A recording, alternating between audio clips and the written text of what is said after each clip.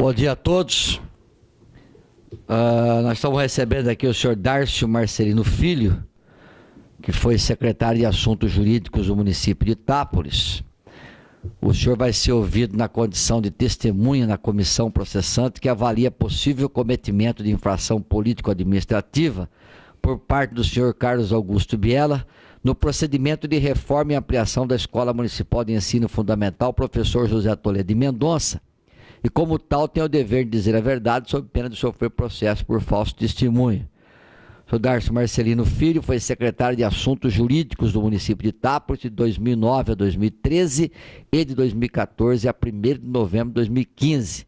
O senhor confirma essas datas aí, senhor Dárcio? Sim. Senhor presidente, pela ordem, se me permite. Gostaria de requerer, já tendo em vista que as testemunhas de defesa não foram todas devidamente intimadas, e diante, a fim de evitar uma maior defesa ao nosso prefeito e evitar maiores prejuízos para tanto, eu requeiro, assim, tendo em vista a não intimação do nosso colega Marco Antônio da Fonseca, que seja redesignado uma data póstuma, próxima, de data superveniente e conveniente para essa comissão, para que a gente possamos ouvir, assim, todas as testemunhas no mesmo dia, conforme prevê, assim, nosso regimento. Então, doutor, a questão é a seguinte, estou me deferindo essa questão aí pelo seguinte, o endereço apresentado do senhor Fonseca foi apresentado justamente aí pela defesa. E nós temos aqui um comprovante que ele foi procurado já por 3 vezes e não foi encontrado. O que a gente vai fazer é ouvir o pessoal hoje e o senhor Fonseca, a gente já vai determinar uma nova data. Nós temos aí outras pessoas a serem ouvidas, caso do Rui Marques, que foi um pedido do próprio doutor aí, com relação a ser ouvido. Nós temos também o próprio prefeito Guto a ser ouvido, e a gente vai aproveitar a oportunidade e trazer ele aqui para ser ouvido também. Mas hoje nós vamos dar continuidade aqui e ouvir o pessoal. A comissão que eu vou pleitear a nulidade, e todos os atos praticados serão nulos. Tá? Então vamos perder nosso dia, vai ter feito nova data, vai ter sido feita novas intimações de todas as testemunhas, até pelo fato que nós temos prazo, não é uma data exígua, podemos sim redesignar, como mesmo o senhor mencionou, existem várias diligências a serem feitas, então eu acho que assim, para evitar maior desperdício de tempo nosso, é viável sim a redesignação, e eu insisto, porque será feita a nulidade, conforme o próprio regimento assim nos disciplina. Será nulo os atos aqui praticados. Vamos ter que marcar nova data e já fica também a testemunha já intimada. Já fica salientada. Então, nós vamos ouvir hoje, doutor.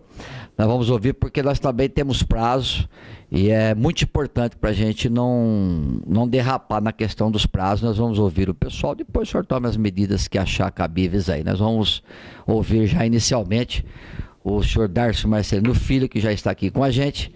Nós vamos ouvi-lo a partir desse momento. Como o senhor tomou conhecimento, doutor Dárcio, do ocorrido na Escola Toledo de Mendonça, de que etapas da obra foram atestadas como conclusas, pagas, mas não foram executadas? Como é que o senhor tomou conhecimento desse assunto? Eu não lembro muito assim das datas, né, corretas, dias corretos, mas eu disse já no depoimento anterior na CPI que foi através de um ofício, punho da doutora, da prefeita de Mércia, então, e quando ela no próximo, na data que ela foi sair, ela fez um documento dirigido ao jurídico, informando que havia possíveis irregularidades. Aí, esse documento eu encaminhei lá tudo isso esse fato já está gravado na CPI lá, que eu ratifico todas as declarações anteriores. Eu não lembro só data, assim, mas quando ela estava saindo, ela deixou protocolado isso, acho que na data que ela saiu até, um dia antes, e depois veio para o jurídico, eu encaminhei lá para um setor, eu não lembro se foi engenharia ou planejamento, qual setor que foi, e depois esse requerimento não tinha voltado ainda para mim. E eu decidi sair da prefeitura para cuidar do meu escritório, e ainda, como não tinha vindo, eu peguei no próprio processo de licitação e fiz um comunicado para o prefeito Guto que tinha que tomar as providências cabíveis, que havia possíveis irregularidades de pagamento na obra, que ele tem que tomar providência. Né? Então, quando eu fui sair, eu estava todos os procedimentos que estavam comigo no jurídico, eu tinha que determinar, repassar para não ficar em cima da mesa. Então, eu tomei essa conduta e levei a informação para o prefeito para ele tomar providências. Né? Então, foi assim que nós tomamos conhecimento, foi através de um comunicado da prefeita Edmércia. Nos processos de despesa, de uma maneira geral, mais especificamente no pagamento da Toledo, como é que é a participação da Secretaria de Assuntos Jurídicos aí, quando se fala em obras, pagamentos, ela tem uma participação, ela acompanha, ela procura visualizar ou passa lotado essa questão? A Secretaria de Assuntos, o jurídico, nos processos de compra e de obras, por exemplo, de licitação de obras e compras, ele funciona na parte de auxiliar na elaboração do edital, junto com o departamento de compras, e depois até na fase de procedimento da licitação, até a realização do contrato. Depois o pagamento, a Secretaria de Assuntos Jurídicos não acompanha isso, não vai para o jurídico para autorizar ou não o pagamento. O jurídico não participa desse processo, desse procedimento. Que aí vai para secretarias lá de contabilidade e finanças, não é? Que paga de acordo lá com os relatórios feitos pela engenharia. É assim que funciona. A não ser assim, um caso, outro que seja determinado lá para ir para o jurídico, para dar um parecer nesse sentido, aí sim a gente se manifestava. Tá, a CPI que transitou aqui pela casa apurou que mais de R$425 mil foram pagos indevidamente à empresa Domingos Leal, que era responsável pela obra.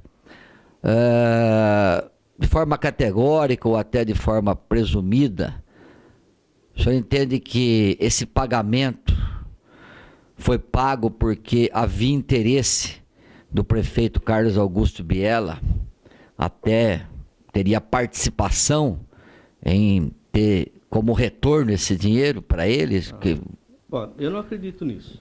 Eu não acredito. Por esse tempo que eu tive na prefeitura, todas essas pessoas aí que eu fiquei sabendo depois que foram envolvidas e tal, não tinham o porquê de fazer um ato desse para ficar com dinheiro para si. Não é? Por exemplo, no caso específico do Guto, por exemplo. Do Guto, como também passou o Mazinho, o prefeito, passou a Edmércia, passou o Zeca, né, num ano, por exemplo. Né? Todas as pessoas que passaram ali, gente, não participei, nunca presenciei nenhuma conduta ilícita ou uma conduta de levar vantagem. Levar dinheiro para casa utilizando a prefeitura. Certo? Tanto Mazinho, Guto, Edmércia, Zeca, sempre, pelo que eu vi, era a conduta zelosa de cuidar pela coisa pública. Então, eu particularmente entendo que, nesse caso aí, se teve algum erro nessa licitação, não sei o que aconteceu aí, mas eu não vejo que pode ter sido um erro, ter tido um erro aí. Mas eu não tenho comigo que ninguém quis levantar, prefeito Guto, Secretaria de Finanças, o Robson, uma pessoa lisa, cara, uma pessoa que eu acompanhei, assim, não vi nenhuma, estou falando assim, não especificamente dessa licitação, porque eu não sei o que aconteceu especificamente em cada etapa desse procedimento de pagamento, mas estou falando da conduta das pessoas envolvidas aí. Por exemplo, Secretaria de Finanças. Pessoa que eu conheci, o Robson, por exemplo. É uma pessoa que sempre zelou pelo pagamento dentro da legalidade. E os prefeitos também. Na hora de pagar, está dentro da legalidade? Porque era assim, eu não sei se vai chegar essa pergunta aí, como que é o procedimento de pagamento. Vamos emendar aqui. Quem é que induziu o prefeito Guto a efetuar esse pagamento? Quem seria o elo principal responsável para chegar no prefeito Guto para efetuar esse pagamento? Assim, ó, eu não vou emitir um juízo de valor, porque a testemunha não está aí para isso. Né? O fato é assim, como funciona o procedimento de pagamento de obra. É feito um relatório, é atestado pela Secretaria de Engenharia, pelo setor de engenharia, vai para contabilidade e finanças, depois é levado esse procedimento para o prefeito assinar um cheque. É assim que funciona. Eu não sei se alguém induziu o prefeito a assinar um cheque. O que eu digo é o seguinte, como eu disse na CPI, como acontece na Câmara, por exemplo, é humanamente impossível, o orçamento da prefeitura hoje, digamos que seja de 60 milhões, por aí, Flávio. Mais, 100 milhões. 100 milhões, vai. Mas na época lá, 100 milhões. Será assinado, nesse ano, 100 milhões de cheque. Um prefeito não consegue ir lá na Secretaria de Educação, por exemplo, e verificar se chegou todo aquele material de escola, no almoxerifado, chegou tudo aquela quantidade de pneu, de peça, acompanhar serviço. E aqui na Câmara também. É difícil, é humanamente impossível o prefeito ficar conferindo todos os cheques que ele pagou, porque ele confia lá nos atestados que são feitos. Não é? Todos os prefeitos que passaram. Mazinho, Zeca, Edmércio e Guto. E quem vai entrar para frente, ou se vai manter esse que está aí, ele tem lá, quando se atestou lá pela Secretaria o setor de engenharia, que foi feito uma obra, que foi realizado aquela etapa da obra, a Secretaria de Finanças, por exemplo, quando ela vai analisar aquele documento, a Secretaria de Finanças não vai lá na obra para verificar, é muito item. Então ele pega, confia nos atestados, ele liquida a despesa com base no atestado e depois ele leva o documento para o prefeito assinar. Então é uma confiança naquilo que foi feito pela engenharia. Setor, por exemplo, eu citei na época lá da CPI, procedimento de compra de remédio. Chega lá muito remédio todo dia, ou de acordo com a licitação, a pessoa responsável atesta que recebeu, vai para a secretaria competente lá para fazer a liquidação para o pagamento. A pessoa confia naquilo que foi atestado pelo recebimento. Não é? Então, é isso que eu sei. Agora, se teve indução ou não, isso eu não posso falar, porque eu não sei, né, Mauro? Tudo bem, mas o fato de o engenheiro dar o atestado pode ser configurado uma indução de pagamento? Não, eu não posso. Eu não posso dizer se foi indução ou não, se foi um erro da engenharia. Isso é uma questão subjetiva que a testemunha não cabe falar. Não é? Que eu posso estar sendo injusto com alguém aí. Não é o caso. Vamos lá, Alex. Bom dia, Darcy. No caso específico dessa obra, você, como procurador naquele momento, você foi procurado alguma vez pela Secretaria da Educação ou pelo secretário Rui Marques daquela época para que se fosse feito alguma coisa em relação a essa obra, alguma facilidade para essa empresa, nada? Nunca teve isso aí. Nunca teve. Nunca teve.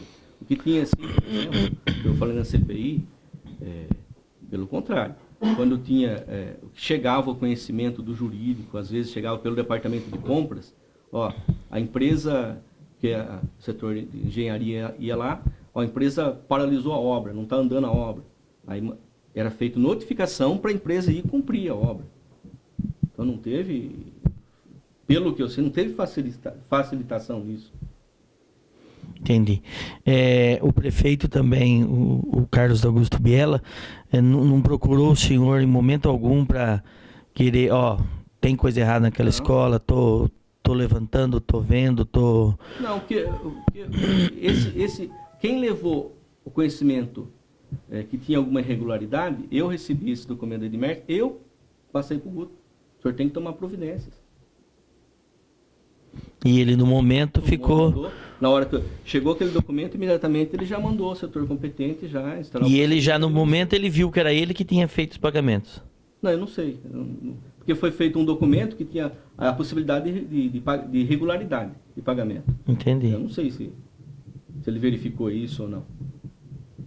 Entendi. Só isso, presidente. Não. Então, com relação aos trabalhos do senhor prefeito, com relação à paralisação, tudo teve um parecer jurídico. Quando tinha paralisação da obra? Sim. Não, era assim. Quando a setor de engenharia... Porque quem fiscaliza a execução do contrato do departamento de compras, que... Vou dar um exemplo. Comprou caderno para as escolas e não chegou, o secretário de Educação tem que chegar e falar, não foi entregue todo aquele objeto, está atrasado o prazo de entrega. Aí a secretaria lá, competente, comunica o departamento de compras que notifica a empresa para isso. Então, o jurídico da mesma forma. Quando a gente tinha conhecimento do seguinte, a obra estava atrasada, não é? Era comunicado pelo setor de engenharia ao departamento de compras, que notificava a empresa. O parecer jurídico que teve foi, se eu não me engano aí, um parecer para rescindir contrato, penalidade, porque já não tinha mais, já tinha descumprido a Lei 866 com relação a prazo de execução. Teve alguns pareceres que foram dados pela secretaria, pelos advogados que estavam ali, que eu tinha 5 advogados que cuidavam dos procedimentos. Então, teve um ou outro parecer com relação à prorrogação de prazo, porque, de repente, choveu, alguma justificável dentro do momento. Só que a partir do momento que não teve mais jeito, que ficou configurado o descumprimento da Lei 866 e do contrato, aí a Secretaria de Ação Jurídica deu um parecer sugerindo a rescisão do contrato e a penalidade e a aplicação da penalidade à empresa. Tá, e isso foi aceito pelo prefeito? Sim. Sim, alguma vez questionou, Não. tentou forçar isso de alguma forma? Não. Não. Não catou. Muito obrigado. Doutor, então, quando ele disse prazo, a gente já ouviu já em depoimentos que, na verdade, quem deu o maior prazo para essa empreiteira foi o prefeito Zeca, a pedido do secretário de Planejamento na época, o senhor Mário de Almeida. Por que ele deu um prazo tão longo assim para essa empresa acabar o serviço, sabendo que tem irregularidade? Eu não sei porque isso é a parte técnica da obra, parte técnica. Com relação a prazo, o porquê que deve ser considerado um prazo maior ou não, isso é a parte de engenharia que analisa. De repente, você pega um período de chuva, não sei se é isso que aconteceu, um período de chuva, não adianta você prorrogar o contrato por 30 dias, que não vai conseguir acabar. Não é? Então é uma parte técnica, né? Entendi. É uma questão subjetiva de falar, não, eu vou dar 15 dias para você acabar a obra no período de chuva. Não tem como. Não é? Então, porque pelo que a gente vê, já estava pela Lei 866, né, que o senhor falou, já não podia mais se dar o prazo. E o prefeito deu um prazo longo para essa empresa, né, praticamente que, sabendo já de todas as irregularidades, ele deveria ter parado, né, e ter penalizado, coisa que ele não fez, ele deu prazo. Então, eu não sei, lembro desse fato especificamente, né? Um problema sério que nós tivemos na prefeitura durante esse período aí foi o seguinte: esse período de 2014, 2015 aí, nós tivemos 4 prefeitos na cidade. Então, de certa forma, isso influenciou na administração, na gerência da cidade, não é? Porque entrava um prefeito até tomar conhecimento daquilo que estava acontecendo, ele não conseguia definir muita coisa, porque ele não sabia o que estava acontecendo lá atrás. Nós estamos falando de uma obra, tinha várias obras em andamento, tem uma cidade para tomar conta. Então, eu não sei especificamente o porquê que foi dado um prazo maior, mas pode ser, mas também se foi dado um prazo maior, foi com base em algum parecer técnico aí do setor competente. Do Marinho está falando aí também, por exemplo, o secretário aí. Eu nunca vi praticar uma conduta ilícita. Certo? Não estou aqui para defender ninguém, estou falando a verdade. Tá? Porque se eu tivesse visto, eu já tinha comunicado para tomar providência cabível. Só isso. Nossa, era essa. Só isso. Ok. Obrigado.